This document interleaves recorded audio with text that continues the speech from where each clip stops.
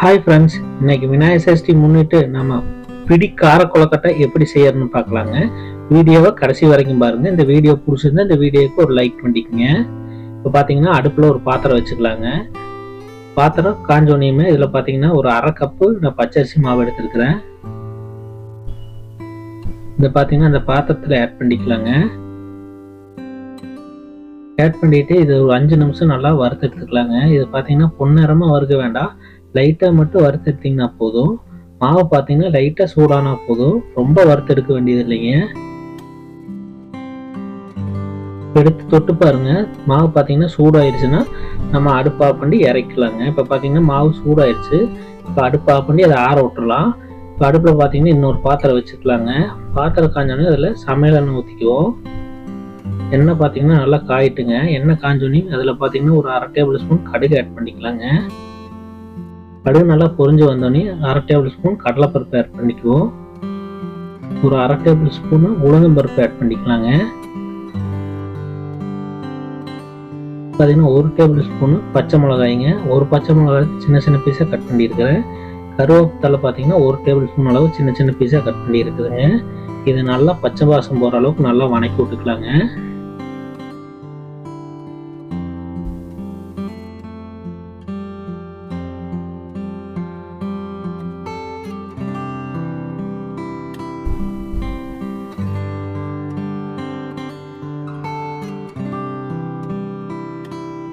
பார்த்தீங்கன்னா இதெல்லாம் ஓரளவுக்கு நல்லாவே வணங்கி வந்துருச்சு. இந்த டைமில் பார்த்தீங்கன்னா அடுப்பு கொஞ்சம் ஸ்லோ பண்ணிக்கலாங்க. எந்த கப்பில் பார்த்தீங்கன்னா மாவு அளந்தமோ அதே கப்பில் 1.5 கப் அளவு தண்ணி அளந்து ஊற்றிக்கலாங்க. ஏன்னா இதுக்கு பார்த்தீங்கன்னா தண்ணி அதிகமாக அளந்து ஊற்றணும். அப்படின்னா தான் மாவு கொழுக்கட்டை பார்த்தீங்கன்னா நல்லா சாஃப்டாக வருங்க. தண்ணி கொஞ்சம் அதிகமாக வேணும். அதனால அரை கப்பு நம்ம மாவு போட்டதுக்கு 1.5 கப் அளவு நம்ம தண்ணி அளந்து ஊற்றிருக்குறோங்க.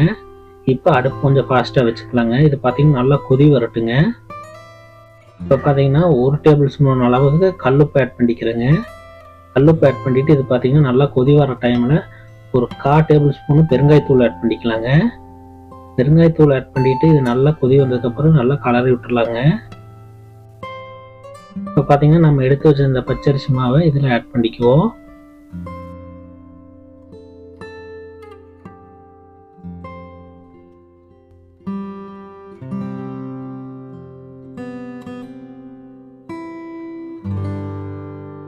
இதை பார்த்தீங்கன்னா நல்லா கையோட அளவுக்கு நல்லா கலரி விட்டுக்கலாங்க. கையோடாமல் நல்லா கலரி விட்டுக்குவோம். இதை தண்ணி நீ ஊற்ற வேண்டியது இல்லைங்க. இதே தண்ணி கரெக்டான பதமாக இருக்கும். இந்த தண்ணியே போதும். கையோடாமல் இதை நல்லா கலரி விட்டுருங்க.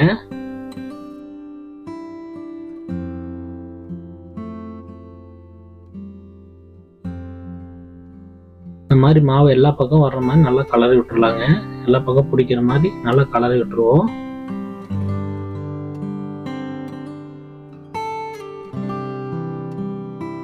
இது நல்லா கலரி விட்டு இப்போ பார்த்தீங்கன்னா ஒரு அரை மூடி தேங்காய் நான் திருகி எடுத்து வச்சிருக்கிறேங்க. அதையும் இதில் ஆட் பண்ணிக்கலாங்க. தேங்காயை ஆட் பண்ணிட்டு இதையுமே நல்லா கலரி விட்டுருலாங்க.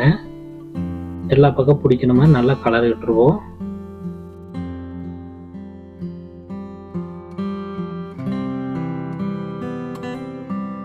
நல்லா இந்த மாதிரி தேய்ச்சி விட்ருங்க. எல்லா பக்கம் பிடிக்கும்போது நல்லா தேய்ச்சி விட்டுட்டு இதை நல்லா ஆற விட்டுருக்காங்க. நம்ம கை தொடுற அளவுக்கு நல்லா ஆறணும்.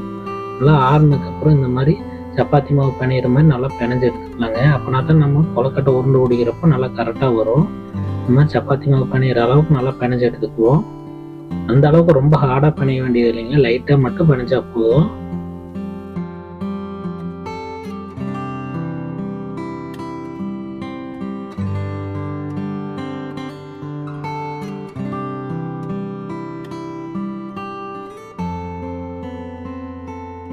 இதுலேருந்து பார்த்தீங்கன்னா ஒரு சின்ன உருண்டையை எடுத்துக்கலாங்க. உருண்டையை எடுத்து நம்ம உள்ளங்கையில் போட்டு இந்த மாதிரி உருண்டை பிடிச்சிக்கோங்க. முதல் இந்த மாதிரி ரவுண்டாக உருண்டை பிடிச்சிக்கலாங்க.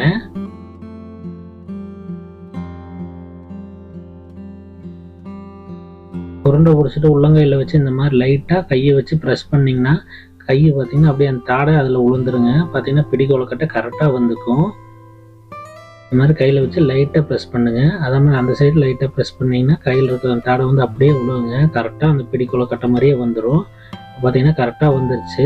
இதை இந்த இன்னொரு பாத்திரத்தில் மாற்றிக்கலாங்க. மிச்சம் இருக்கிற மாவை இதே மாதிரியே உருண்டை பிடிச்சிக்குவோம். முதல் லைட்டாக உருண்டை பிடிச்சிங்க. உருண்டை பிடிச்சி உள்ளங்கையில் வச்சு லைட்டாக ப்ரெஸ் பண்ணிங்கன்னா கையில் இருக்கிற அந்த இது வந்து அச்சு அப்படியே விழுவுங்க. கரெக்டாக பிடி கொழுக்கட்டை வந்துடும்.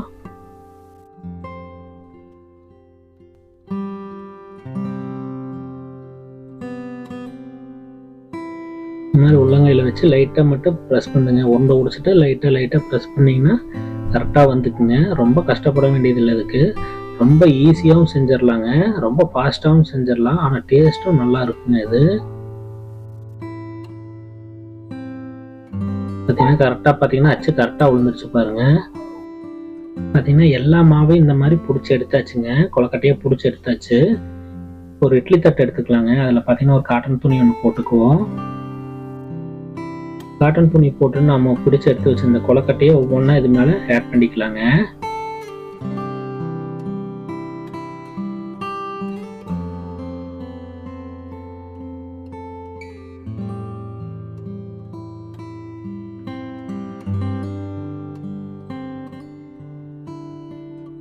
ஒன்றுக்கு மேலே ஒன்றும் இல்லாமல் இந்த மாதிரி தனித்தனியாக எடுத்து வச்சிருங்க. பார்த்தீங்கன்னா ஒரு 10 நிமிஷம் முன்னாடியே பார்த்தீங்கன்னா இட்லி பாத்திரத்தில் தண்ணி ஊற்றி நான் நல்லா கொதிக்க விட்டுருக்குறேங்க. இந்த அளவுக்கு நல்லா கொதி வரணும். நல்லா கொதி வர டைமில் நம்ம எடுத்து வச்சிருந்த கொழுக்கட்டையை இது மேலே வச்சிடலாங்க. இது ஒரு மூடி போட்டு ஒரு 1/4 மணி நேரம் நல்லா வேக விட்டுடலாம். ஒரு 1/4 மணி நேரம் நல்லா வெந்தால் தான் நல்லா பஞ்சாட்டம் நல்லா வெந்து வருங்க கொழுக்கட்டை. இல்லைன்னா மாவாக தான் இருக்கும். ஒரு நல்ல 1/4 மணி நேரம் நல்லா வேக விட்டுருங்க. பார்த்தீங்கன்னா ஒரு 1/4 மணி நேரம் ஆயிடுச்சு. இப்போ பார்த்தீங்கன்னா நல்லா பூவாட்டம் நல்லா வெந்து வந்துருச்சு பாருங்க. பார்த்தீங்கன்னா இது சாஃப்டாகவே இருக்குங்க. இப்போ பார்த்தீங்கன்னா சுவையான பிடி கார கொழுக்கட்டை செஞ்சாச்சுங்க. இந்த மாதிரி செஞ்சு விநாயகர் சதுர்த்திக்கு சாப்பிட்டு பாருங்கள். ரொம்ப டேஸ்ட்டாக இருக்கும். இந்த வீடியோ பிடிச்சிருந்தா இந்த வீடியோக்கு ஒரு லைக் பண்ணிக்கோங்க.